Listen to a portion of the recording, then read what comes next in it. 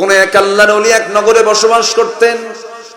ওই নগরে এক বেশ্যাবৃত্তি করত এক নারী, খারাপ নারী বসবাস করত। সে ভাবলো শহরের বহু মানুষের চরিত্র আমি ধ্বংস করে দিয়েছি।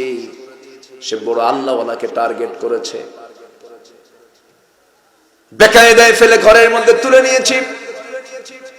এক পর্যায়ে বলে ফেলতেছে, শোনো আল্লাহর ওলি, তোমার সামনে তিনটা পথ খোলা।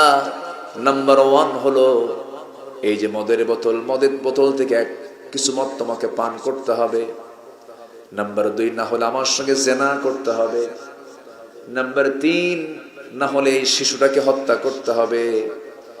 এই তিনটা অপশন দিয়ে বললো, এই তিনটার একটা যদি না মানো, আমি এমন একটা চিৎকার মারবো, শহরের সব লোক আমার ঘরে ঢুকবে, তোমাকে দেখবে,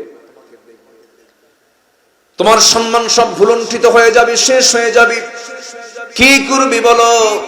সঙ্গে সঙ্গে আল্লাহওয়ালা চিন্তা করলো, খুন তো করাই যাবে না, জেনা তো করাই যাবে না, ইমানই থাকবে, ইমান নষ্ট হয়ে যাবে, মদ খাওয়া হারাম, তবে এক ঢোক মেরে দেই, এক ঢোক মেরে দেই।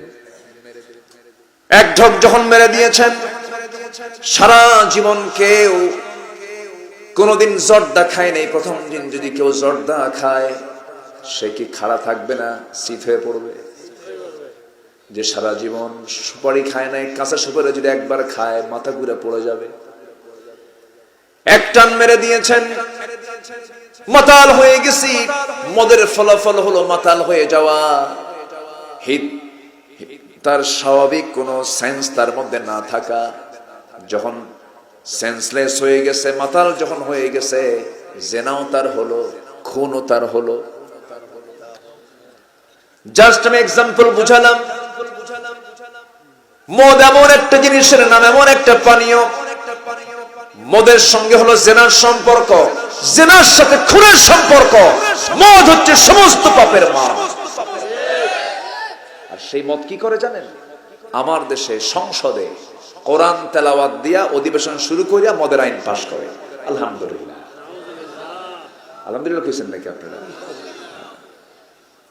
মদ এত নিকৃষ্ট জিনিস, মদ সমস্ত পাপকে টেনে আনে।